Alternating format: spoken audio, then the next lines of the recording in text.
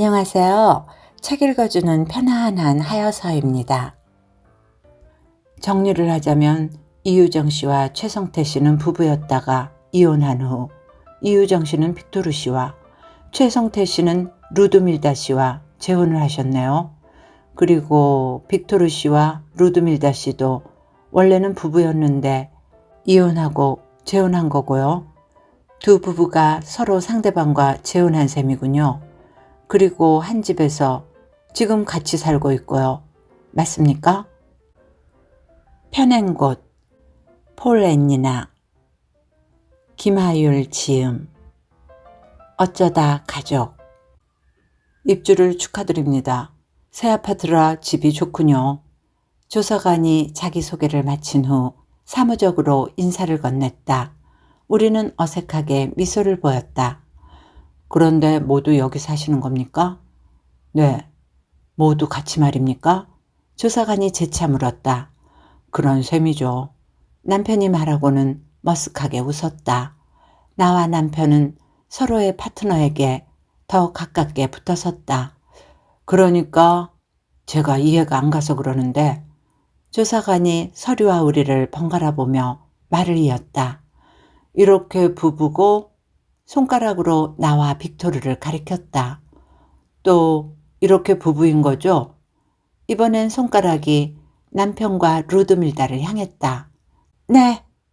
나를 포함한 4명의 입에서 절도 있게 대답이 나왔다. 빅토르는 합을 못 맞추고 한 박자가 느렸다. 한국어 질문을 이해 못한 그의 옆구리를 내가 쿡 찌르자 그제야 대답이 나온 것이다. 그렇게 우리는 신호를 맞췄다. 팔꿈치로 옆구리를 찌르면 네, 팔짱을 끼면 아니요로. 빅토르보다 한국어가 능숙한 루다는 눈치껏 대답을 했다. 정리를 하자면 이유정 씨와 최성태 씨는 부부였다가 이혼한 후 이유정 씨는 빅토르 씨와 최성태 씨는 루드밀다 씨와 재혼을 하셨네요. 그리고 빅토르 씨와 루드밀다 씨도 원래는 부부였는데 이혼하고 재혼한 거고요. 맞습니까? 조사관은 신문하듯 안경 너머로 우리를 쳐다보며 물었다. 네. 빅토르만이 한 박자 쉬고 네 대답했다. 두 부부가 서로 상대방과 재혼한 셈이군요. 그리고 한 집에서 지금 같이 살고 있고요. 우크라이나와 한국, 다문화 가정이네요. 자녀 2명과 말이죠.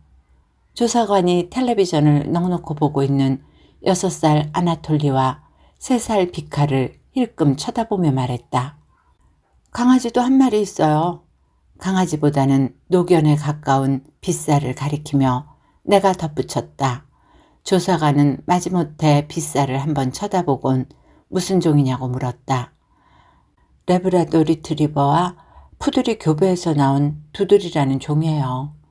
물론 내 추측이지만 인터넷에 사진을 찍어서 올리니 사람들이 이런저런 추측성 의견을 내놓았는데 그중 가장 마음에 드는 의견을 채택했다는 말을 덧붙이려는 찰나 조사관이 내 말을 막았다. 잡종이군요. 알레르기가 있어서 사료도 고급만 먹인다고 그래도 이름도 비싸라고 말하려는데 왜 같이 사시는 거죠? 서류를 소리나게 탁 덮고 나서 조사관이 물었다. 누가 버리고 갔어요. 개 말고 사람이요. 조사관이 우리를 나란히 둘러보며 말했다. 집 때문이죠. 재산 분할을 아직 못했거든요. 남편이 목이 메는지 기침을 하며 말했다. 저 남자는 긴장하면 목이 잠긴다. 조사관이 이번엔 팔짱을 끼고 우리를 둘러보았다. 실례가 안 된다면 물어도 될까요? 뭘요? 어떻게들 만나신 건지. 조사관의 말에 남편은 침을 꿀꺽 삼켰다. 여행을 가서 우연히 만났습니다. 제 아내가 보시다시피 미인이지 않습니까? 한눈에 반했죠. 남편이 껄껄 웃으며 루다의 어깨에 손을 얹었다. 루다도 자연스럽게 미소를 지었다. 나도 모르게 그들을 노려보다 조사관과 눈이 마주쳤다. 나는 보란듯이 빅토르의 팔짱을 다정스럽게 끼고 어깨에 머리를 기댔다. 그러자 빅토르 입에서 큰 소리로 아니요 가 튀어나왔다. 깜짝 놀란 조사관이 빅토르를 쳐다보았다. 이 사람 말은 제가 더 미인이라는 뜻이에요. 이인은 참. 나는 웃으며 빅토르의 팔을 힘껏 꼬집었다. 빅토르가 움찔하는 게 느껴졌다. 출입국 기록에 따르면 두 분이 우크라이나를 방문한 적은 없던데요. 조사관이 서류를 보지도 않고 남편을 향해 말했다. 예상 못한 조사관의 질문에 남편은 숨쉬는 것도 잊은 채 얼음이 되어버렸다. 뇌가 버퍼링에 걸린 것 같았다. 아, 그건 작년에 체코에 갔을 때예요. 거기서 만났어요. 내가 말하자 그제야 남편이 그렇지 하며 버퍼링이 풀렸다. 프라하의 그 다리 아시죠? 그 아름다운 다리요. 모든 연인이 키스를 하고 있는 뭐더라? 거기 이름이 뭐지 여보? 하며 남편이 나를 향해 묻다가 루다에게 얼른 고개를 돌렸다. 루다도 눈만 굴렸다. 이런 돌대가리들 같으니 리허설까지 했는데도. 칼을 다리? 내가 작게 말하자 다들 무릎을 치며 칼을 하고 웃었다. 그때 남편과 나도 남들처럼 그 다리에서 키스했었다. 로맨틱하게. 모두 쿨하시네요. 전처와 전 남편이. 그것도 각자 재혼한 후 한 집에서 같이 산다는 게 저로서는 상식적으로 이해가 안 갑니다만. 다 식은 커피잔을 들며 조사관이 입을 열었다. 할리우드 스타일이죠. 저희가 뭐 안 좋게 헤어진 것도 아니고요. 새로 찾은 각자의 행복을 위해 서로를 보내줬다고나 할까요? 남편이 두 손을 활짝 펴고 어깨를 으쓱하는 제스처를 취하며 말했다. 허세끼가 다분해 보였다. 너무 나가는데 나는 티나지 않게 고개를 옆으로 흔들며 그에게 경고를 했지만 남편은 보지 못했다. 조사관이 반응이 없자 남편은 급기야 사랑에 빠진 게 죄는 아니잖아요? 얼마 전 종영한 드라마 대사까지 치고 말았다. 그러자 그 드라마를 끝까지 애청한 루다가 크 하고 옆에서 웃음을 터뜨렸다. 영문을 모르는 빅토르도 루다를 따라 미소를 지었고 나는 남편을 한심한 듯 쳐다보았다. 사랑은 죄가 아니지만 부동산을 불법으로 취득하는 건 죄가 됩니다. 조사관이 커피가 든 머그잔을 탁자에 조용히 내려놓으며 말했다. 입안에 고여있던 침이 소리를 내며 식도로 넘어갔다. 조사관이 이 소리를 못 들었길 바라며 나는 불어 시선을 돌렸다. 아이들이 보고 있는 디즈니 애니메이션 주제곡이 들렸다. 넌 나의 친구야. 넌 나의 친구야. 빅토르의 발이 식탁 아래서 까딱거리며 박자를 맞췄다. 불법이라뇨? 남편의 목소리가 다시 갈라졌다. 변법도 엄밀히 말하면 불법이죠. 그리고 그걸 적발하는 게 제 일이고 말입니다.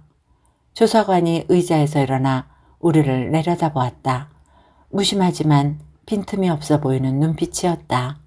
거기서 나는 느꼈다. 그가 우리를 의심하고 있다는 것을, 그리고 사인받기 어려울 거라는 것을. 뭔가 오해가 있으신 것 같은데. 남편의 말을 뒤로 한 채 조사관은 현관문을 향해 걸어갔다. 그리고 문을 닫기 전 말했다. 또 오겠습니다. 모두 긴장이 풀려서 소파에 주저앉았다. 요즘 아파트는 설계를 잘해서 20평대도 30평 같다고 하는 말은 허구라고 생각한다. 가구를 놓아보면 안다. 23평 아파트 소파에 4명의 성인과 2명의 유아가 함께 앉기는 불가능하다. 나는 바닥에 앉아서 빗사이 곱슬거리는 털을 쓰다듬었다. 눈치챈 것 같지? 나는 남편을 향해 물었다. 우리 의심해. 남편 대신 루다가 대답했다. 그러곤 빅토르와 우크라이나어로 대화를 나눴다. 저들이 쉬와 크 소리가 많이 나는 저희 언어로 자기들끼리 말을 할 때면 뭔가 벽이 느껴졌다. 편법이지 불법은 아니잖아. 심증만 있고 물증은 없는 거지. 남편이 리모컨을 손에 쥐고 말했다. 사인을 안 해주면 어떡하지? 갑자기 부동산 감독원 같은 건 왜 생겨가지고. 내 질문에 남편이 한숨을 쉬며 내뱉었다. 아무튼 또 온다고 했으니 모두 입을 잘 맞춰야 해. 남편이 결의에 찬 표정으로 모두를 둘러보며 말했다. 입을 맞춰? 남편의 말에 루다가 눈을 크게 뜨고 물었다. 아니, 그게 아니라 설명하려던 남편이 또다시 한숨을 쉬었다. 키스도 해? 루다의 키스라는 말에 심각한 표정을 지으며 빅토르가 나를 쳐다보았다. 그런 빅토르를 보며 남편이 화를 버럭 냈다. 키스가 아니라 연극 말이야. 여태까지 우리가 해온 연극! 괴성을 지르는 남편을 모두 쳐다보았다. 아이들과 빗사까지도 뭔가 분이 안 풀리는 듯 씩씩대는 남편을 쳐다보며 나는 이 지루한 연극의 시작이 도대체 언제였던가 떠올렸다. 1년 전 어느 저녁이었다. 그날도 우리는 저녁 식사에 반주를 하고 있었다. 주로 맥주였고 때로 막걸리도 되었지만 그날은 맥주를 한 캔씩 땄다. 빗사는 제 마약 방석에 엎드려 있었는데 털이 눈을 가려 자고 있는지 뜨고 있는지 알 수 없었다. 습관처럼 켜놓은 텔레비전에서 뉴스가 흘러나왔다. 올해부터 보다 많은 무주택 실수요자에게 특별공급 청약기회가 제공됩니다. 남편과 나는 화면으로 고개를 돌렸다. 그때 기사의 자막이 눈에 들어왔다. 신혼부부 특공은 7년 이내이며 생애 한 번뿐인 기회, 현명하게 써야. 우리는 동시에 서로를 쳐다보았다. 남편은 손가락을 꼽아보더니 달력으로 눈을 돌렸다. 그러곤 외마디 욕설을 뱉었다. 우리가 혼인신고를 한 지 정확히 7년하고 한 달이 지나 있었다. 남편은 자신의 머리를 쥐어뜯었다. 내 눈치를 보며 나는 한숨으로 대답을 대신했다. 혼인신고를 서두른 것은 남편이었다. 나는 아이를 갖고 해도 늦지 않는다고 했지만 남편은 혼인신고를 하지 않으면 결혼한 게 실감나지 않는다며 우겼다. 그리고 7년이 흐른 후 우리 부부와 얼마 전 들인 늙은 개 빗사가 가족 구성원의 전부였다. 어차피 되지도 않네. 자녀가 있어야 확률이 높대. 어느새 휴대전화로 정보를 찾아본 남편이 말했다. 신혼부부 특공, 다자녀 특공, 모두 우리와 상관없는 것들이었다. 남편과 나는 말없이 맥주만 들이켰다. 전세 만기일이 다가오고 있었다. 전화벨이 울릴 때마다 우리는 깜짝깜짝 놀랐다. 정막 속 아나운서 목소리만이 허공을 채웠다. 특공이라는 말이 왠지 전투적으로 들렸다. 특별 공급을 위한 특수 공작인가? 신혼부부들이 K2 소총을 들고 집을 사수하기 위해 필사적으로 달리는 이미지가 떠올랐다. 나도 그들을 따라 총을 잡고 달렸다. 태어나서 진짜 총을 본 적도 없는데 이상하다. 왜 이렇게 자연스럽지? 아무래도 넷플릭스를 너무 많이 본 것 같다. 아무튼 총을 들고 다다다 달려서 도착한 곳은 윤의 집이다. 오늘도 남편과 내 책상을 오가며 집값이 올랐다고 자랑한 총무인사팀 윤말이다. 나는 배를 연거푸 2번 눌렀다. 총은 등 뒤로 슬그머니 감추고. 남편과 나 그리고 윤은 입사 동기였다. 윤과 남편은 평균 신장에 생김새도 평범했다. 나이도 같았고 모나지 않게 둥근 성격도 비슷했다. 그리고 둘 다 내게 호감을 보였다. 그중 나는 남편을 선택했는데 그 이유는 윤의 턱 밑에 난 사마귀 같은 점 때문이었다. 거기에 난 털 오라기 하나가 볼 때마다 거슬렸다. 그렇게 남편과 나는 사내 커플이 되었고 1년 후 우리는 결혼했는데 윤도 우리와 같은 계절에 식을 올렸다. 그 이후 우리의 운명이 어디서부터 달라졌는지 나는 곰곰이 생각해 본다. 신혼집, 남편과 나는 그동안 모아놓은 돈과 양가에서 보태주신 것을 합쳐 역세권의 작은 아파트 전세를 얻었다. 그런 우리와 달리 윤은 한참 비탈길을 올라야 나오는 후미진 아파트를 구입했다. 우리 전세금과 같은 금액이었다. 당신은 전국적으로 미분양이 나던 시기였다. 전세와 매매가 비슷하거나 같은 금액이었기 때문에 요즘 누가 집을 사느냐는 말이 나오던 그런 시기였단 말이다. 그런데 해를 거듭할수록 집값이 서서히, 아니 급속도로 오르기 시작했다. 그때마다 주위에서는 지금이라도 안 늦었으니 사라고 했지만 우리는 매번 고개를 저었다. 지금은 때가 아니야. 곧 내릴 거야. 그러는 가운데 유는 자신의 산꼭대기 아파트조차 값이 오르기 시작하자 부동산에 눈을 뜨고 갭 투자를 하기 시작했다. 대출을 받아 집을 사고 팔고 하는 눈치였다. 사무실에 앉아서도 한쪽에 경매 사이트 창을 늘 띄워놓고 있었다. 그동안 우린 뭘 했던가. 성실하게 일했다. 덕분에 남편은 진급했고 월급이 5% 인상됐다. 나는 원하는 부서로 이동했다. 하지만 고개를 들어보니 그동안 부동산으로 재미를 본 윤과의 재산 격차는 어느덧 3배가 넘어가고 있었다. 우리의 영혼을 끌어다 1+1으로 묶어 팔아도 그 차이는 메울 수 없을 것 같았다. 나는 다시 한번 배를 꾹 눌렀다. 잠시 후 윤이 나왔다. 나를 본 순간 그가 움찔 놀라는 듯 하더니 이내 미소를 지어 보였다. 저맨한 털도 같이 움직였다. 집 구경을 하라며 그가 손짓했다. 이 집이 3배가 올랐다는 바로 그 집이라며 총을 쥔 손에서 땀이 났다. 어서 들어오래도. 윤이 재촉했다. 이 과장 너희는 집 없잖아. 와서 구경이라도 해. 허허 웃는 그에게 나는 총을 겨눴다. 그는 내가 장난이라도 치는 줄 아는지 배를 잡고 웃었다. 그러게 달러 빛이라도 끌어다 샀어야지. 개미처럼 일해서 어느 세월에. 유는 웃느라고 말을 잇지 못한다. 나는 안전장치를 풀었다. 그리고 턱 밑에 난 털을 향해 방아쇠를. 잠깐! 남편이 맥주를 식탁에 탁 내려놓으며 말했다. 그 소리에 비싸가 고개를 들었다가 다시 방석에 코를 파묻었다. 남편은 비싸를 두고 우울증에 걸린 게 틀림없다고 말했다. 저렇게 무기력한 개는 처음 본다며.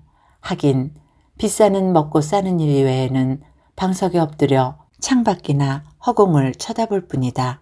누가 버리고 갔는지 아파트 입구에 며칠 동안 묶여 있었는데 짓궂은 아이들에게 돌을 맞고 있는 걸 내가 데리고 들어왔다.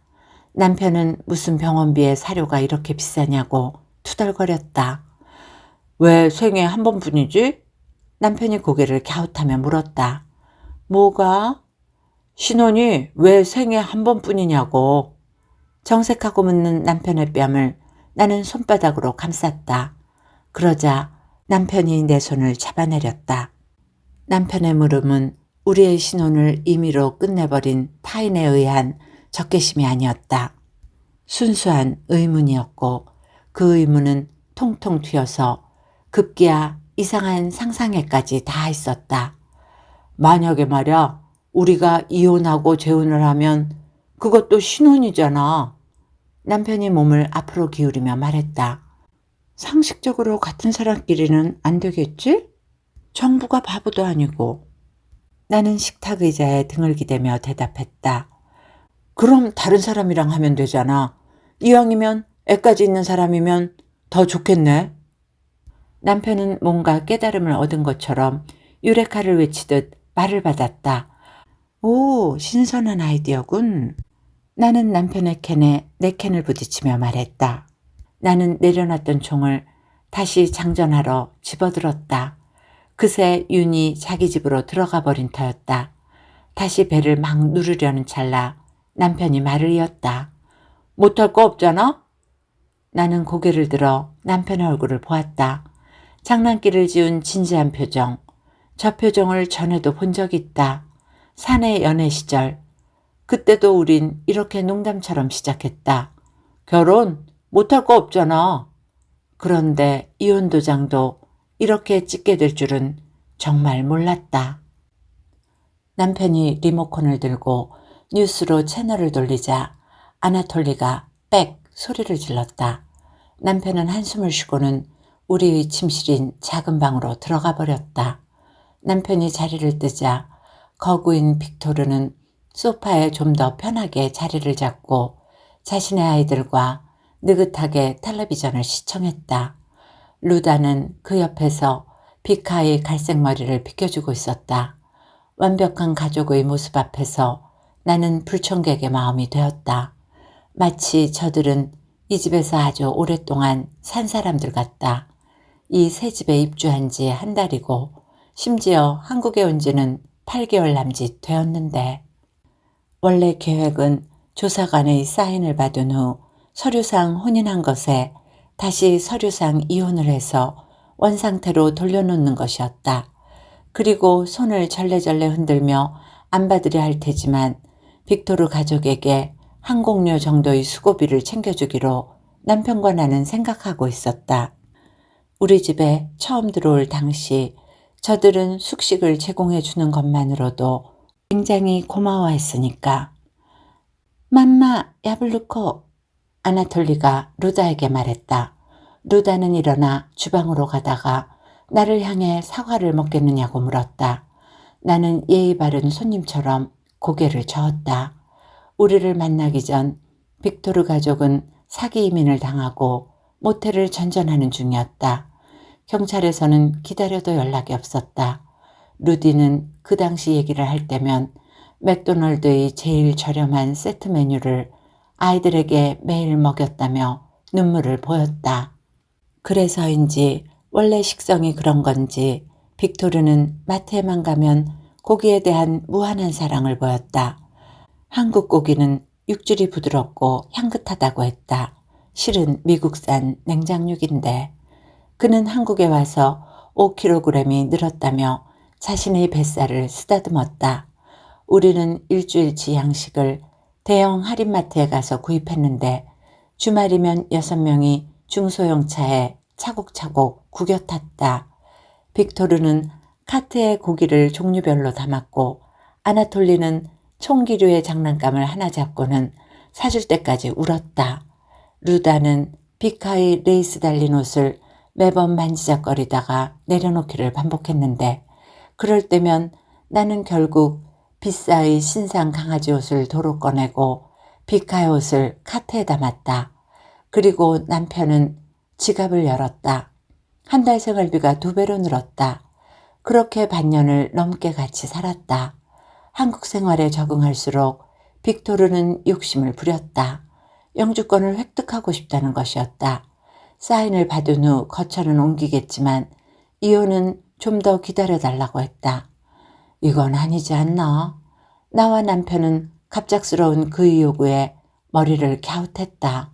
법적으로도 빨리 마무리를 짓고 싶었으나 빅토르는 들어주지 않으면 협조를 하지 않겠다며 어깃장을 부렸다. 연기를 못하겠다고 했다. 그게 아니라면 집을 반으로 나눠주든지. 간단한 영어였지만 내 귀를 의심했다. 남편의 표정을 보니 내가 들은 게 맞는 모양이었다. 무슨 소리야? 대출은 우리가 갖고 있는데. 영어 단어가 바로 떠오르지 않는지 흥분한 남편이 더듬거리며 말했다. 우리도 빈손으로 우크라이나 갈 수 없어. 빅토르도 허리춤에 손을 얹고 맞받았다. 그거야 내가 할 바 아니지. 남편도 고개를 빳빳이 들고 언성을 높였다. 남편보다 키가 큰 빅토르가 반걸음 다가서며 고압적으로 그를 내려다보았다. 나와 루다는 당신들 때문에 이혼까지 했다고. 그건 네가 사기를 당했기 때문이잖아. 두 남자가 서로를 노려보았다. 눈싸움에 기싸움에 일촉즉발의 상황이었다. 분위기가 험해지자 루다는 아이들을 데리고 방으로 들어갔다. 나는 만약에 있을 유혈 사태에 대비해 휴대전화를 들었다. 112에 해야 하나? 119에 해야 하나? 구급상자는 어디 있지? 주위를 두리번거렸다. 사기라는 말이 나오자 빅토르의 미간에 주름이 잡혔다. 나는 자연스럽게 민구 형을 떠올렸다. 우리를 이어준 민구 형 말이다. 민구 형은 남편의 고등학교 선배로 자동차 딜러다. 그리고 대한민국 국민의 한 다리 건너 한 명씩은 알 정도로 팔이 넓은 사람이다. 게다가 오지랖도 넓어서 누군가 무슨 문제에 봉착하면 발벗고 나서서 해결해 주기도 했다. 남편은 그가 흥신소를 해도 잘했을 거라고 종종 말하곤 했다. 어쨌든 민구 형의 군대 후임의 고종사촌인 주는 작년에 직장을 관두고 세계여행을 떠났다고 한다. 스스로에게 자체 안식년을 줬다나 뭐라나. 유럽과 아시아, 북아메리카와 아프리카, 남미 등을 누비고 다니면서 글로벌적으로 많은 친구를 사귀었는데 그의 SNS와 블로그에는 다국적 인물들이 늘 업데이트 됐다고 했다. 그렇게 주는 1년 가까이 방랑을 하다 한국에 돌아와 다시 착실한 직장인이 되었는데 어느 날 페이스북으로 메시지를 받게 되었다. 처음엔 그가 누구인지 기억을 못하다가 아, 빅토르 하고 떠올렸다. 우크라이나 항구 도시 오데사에 머물 때 묵었던 게스트하우스 주인이었던 것이다. 항상 잘 웃고 친절하던 그의 얼굴보다 먼저 떠오른 것은 비현실적으로 아름답던 그의 아내였다. 각설하고 빅토르는 지금 자신과 가족이 한국에 있고 몹시 안 좋은 상황인데 마침 한국에 친구가 있다는 것을 떠올리며 연락을 하는 것이라고 도움을 요청했다는 것이다. 한달음에 달려와 경찰서를 비롯해 여기저기 알아본 주는 최종적으로 그에게 말했다. 빅토르 안 됐지만 넌 사기를 당한 거야. 그는 사기꾼이야. 루드밀다는 타국의 맥도널드 바닥에 주저앉아 울음을 터뜨렸고 영문을 모르는 아이들도 엄마를 따라 울었다. 그렇게 한동안 모텔과 맥도널드를 오가던 중 준이 다시 찾아와 숙식을 제공할 곳을 찾았다고 말했다. 다만 조건이 있었다. 결혼을 또 하라고? 깜짝 놀란 빅토르는 콜라를 쏟을 뻔했다. 서류상으로만 일시적으로 하면 된다는 준의 말에 의아했던 빅토르는 왜 그래야 하느냐고 물었다. 집을 갖기 위해서야. 한국에서 집을 사기 위해서는 돈이 많아야 한다는 것은 팍에게 익히 들어 알고 있었지만 이렇게까지 해야 집을 가질 수 있다니. 빅토르는 한국도 만만치 않은 나라구나. 내가 이런 나라에 온 거구나. 그 순간 자신을 꼬드긴 사기꾼 팍에 대한 증오가 다시 한번 일었다. 미간에 힘을 준 빅토르는 사기꾼 팍도 한국 사람이라며 같은 한국인으로 당신들에게도 일말의 책임이 있다고 침을 튀기며 주장했다. 어이가 없어진 남편은 그건 하느님이 너희에게 준 땅을 이제도록 가져가겠으니 반납하라고 말하는 것과 뭐가 다르냐며 대응했다. 지켜보던 나는 빅토르 덕분에 영어 하나는 많이 늘었군 하는 생각이 들었다. 반면 루다는 한국어가 늘었다. 빅토르는 영어, 우크라이나어를 했고 루다는 우크라이나어와 러시아어를 할 줄 알았는데 이제는 3개국어 능통자가 되었다. 갑자기 빅토르의 눈이 커졌다. 조이, 그 이야기 어떻게 알았어? 남편은 큼큼 헛기침을 한 후 우크라이나 역사에 대해 찾아봤다고 말했다. 말인즉슨 우크라이나인들이 자신들의 국토에 대해 즐겨하는 전설에 대한 이야기였다. 하느님이 세상을 만든 후 모든 민족에게 살 땅을 나누어 주었는데 우크라이나인들은 술을 마시며 즐기느라 늦어서 땅을 받지 못했다. 그러자 하느님은 자신이 살기 위해 남겨둔 마지막 땅을 주었다는 것이다. 저런 얘기는 도대체 어디서 찾은 거지? 나는 팔짱을 낀 채 남편을 쳐다보았다. 맞아. 우크라이나는 그만큼 아름다운 나라야. 빅토르는 눈시울을 붉히며 말했다. 그러곤 남편의 손을 잡고 고마워했다. 얼떨결에 손을 맞잡은 두 남자는 자리에 앉았다. 이야기는 곧 우크라이나의 지정학적 위치와 비옥한 토양, 그로 인한 외세의 침략의 역사와 현재의 불안한 치안, 경제적 위기, 어느 나라에나 있는 정치 얼간이들, 자신이 이민을 오게 된 이유로 나아갔다. 방에서 상황을 지켜보고 있던 루다가 캔맥주를 내왔다. 남자들은 밤새도록 이야기꽃을 피우다가 각자 방으로 들어갔다. 남편은 아침이 되어서야 숙취와 함께 하려던 말이 그게 아니었음을 깨달았다. 나는 전 남편과 현 남편이 더맨더머라는 사실을 깨달았다. 할 수 없이 우리는 조서관에 사인을 받은 후 생각해보자고 이혼을 잠정적으로 보류해 놓았다. 그 일이 있기 전까지. 속이 더부룩했다. 엄지와 검지 사이를 주무르며 약상자를 뒤적이자 루다가 왜? 라는 표정으로 나를 보았다. 체한 것 같아서 배가 아파. 내가 배를 문질러 보이자 루다가 고개를 끄덕이더니 나를 식탁 의자에 앉혔다. 시나몬 허니티 최고. 물을 끓이고 서랍에서 컵을 꺼내고 냉장고를 여는 일련의 행동을 물끄러미 보며 저런 여신이 내 집에서 밥을 해주고 있다니 하는 생각이 들었다. 남편이 처음 우크라이나에 대한 이야기를 꺼냈을 때만 해도 러시아 옆에 붙어있는 땅만 떠올랐다. 저기 저 대륙 말인가? 하지만 다음날 총알 배송처럼 우리 집 현관에 도착한 빅토르 가족을 보았을 때 아, 이래서 김태희가 밭을 갈고 전지현이 김을 맨다는 비둘기조차 예쁜 나라라고 하는구나 싶었다. 가족 모두가 모델 포스였다. 꿀을 꺼내기 위해 김치 냉장고를 열며 루다가 코를 쥐었다. 한류를 좋아해 드라마로 한국어를 익힌 루다조차도 익은 김치의 톡 쏘는 냄새만큼은 익숙해지지 않는다고 했다. 그런데 이상하다. 나도 갑자기 익숙하지가 않았다. 나는 토종 한국인인데 입에 침이 고이고 속이 울렁거렸다. 내가 인상을 쓰며 입가로 손을 가져가자 루다가 나를 쳐다보았다. 꿀병을 손에 쥔 채로 리, 베이비? 루다가 내 배를 가리키며 말했다. 나는 아니라며 손사래를 쳤지만 루다는 의미심장한 눈빛으로 미소를 지었다. 나는 설마 하는 마음으로 달력을 보다 혹시나 하는 마음으로 편의점에 다녀왔다. 7년 동안 종종 있었던 일이다. 그런데 정말 임신이었다. 기쁨보다 당황이 먼저 찾아왔다. 결혼 이후 우리 부부는 피임을 한 적이 한 번도 없었다. 남편도 얼떨떨한 표정이었다. 이제 집이 생긴 걸 알고 온 걸까? 남편이 가만히 내 아랫배에 손바닥을 댔다.